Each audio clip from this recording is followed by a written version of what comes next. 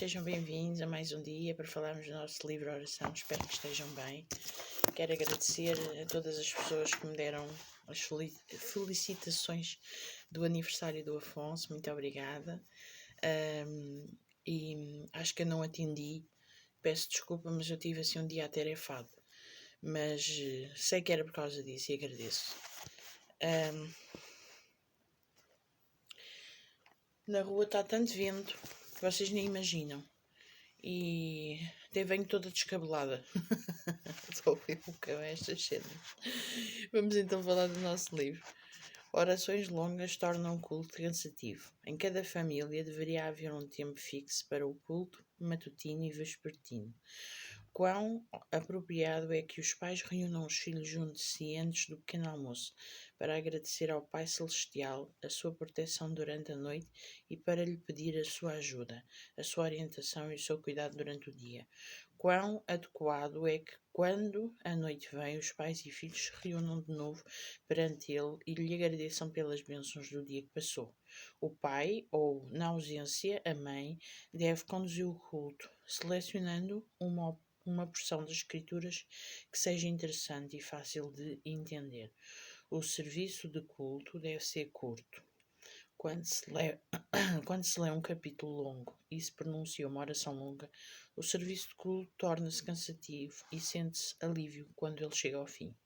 Deus é desonrado quando a hora de culto é tornada árida e aborrecida, quando é tão entediante, tão desinteressante que as crianças a temem. Verdade.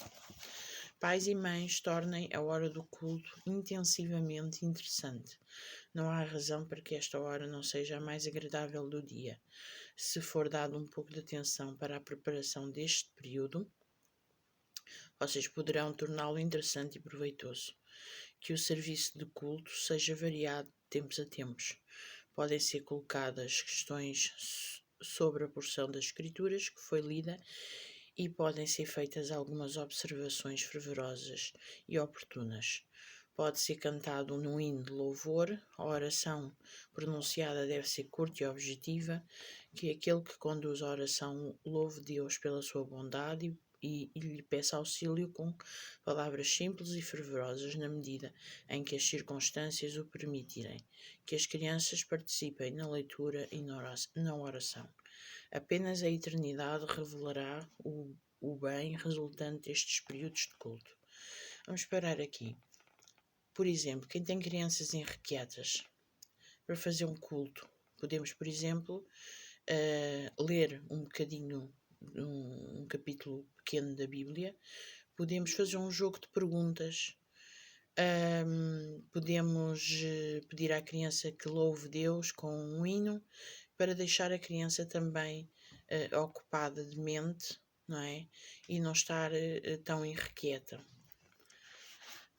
As nossas orações feitas em público devem ser curtas e devem exprimir apenas as reais necessidades da alma, pedindo com simplicidade e com fé, confiante,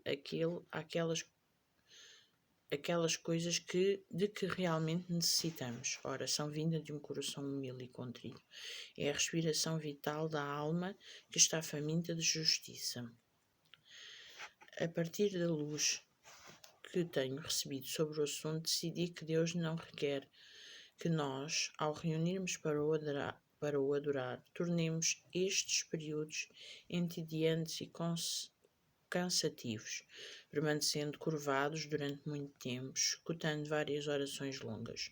Os que têm uma saúde frágil não podem suportar esta imposição sem sentirem um cansaço e uma exaustão extremas. O corpo fica cansado por permanecer curvo por tanto tempo. E o que é pior, a mente fica tão cansada pelo contínuo exercício da oração que não se obtém qualquer revigoramento espiritual e a reunião torna-se insuportável para eles. Eles ficam fatigados mental e fisicamente e não obtiveram qualquer força espiritual. As reuniões para aconselhamento e para oração não deveriam ser tornadas entediantes. Se possível, todos deveriam respeitar a hora indicada E se houver pessoas atrasadas que estão meia hora ou mesmo 15 minutos para além da hora aprazada, não se deverá esperar por elas. Se houver pelo menos 2 presentes, eles devem reclamar a promessa de Deus. Exatamente. Por vezes as reuniões de oração eram feitas com... Já assistia a 2, 3 pessoas. E por vezes nós esperávamos mais 5 ou 10 minutos para que viesse mais gente. Nunca se deve fazer isso, diz aqui o livro, não é? Devemos seguir a hora que é e quem estiver presente está, porque como Deus diz, e nós reclamamos a promessa que Deus diz, onde tiverem 2 ou 3, Deus está. Por isso, o que interessa é que estejamos confiantes nas promessas de Deus e concentrados naquilo que vamos assistir ou vamos fazer, não é?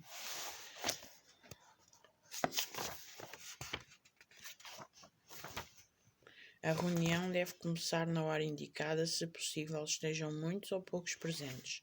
A formalidade e a rigidez gélida devem ser postas de lado e todos devem estar prontos a cumprir o dever.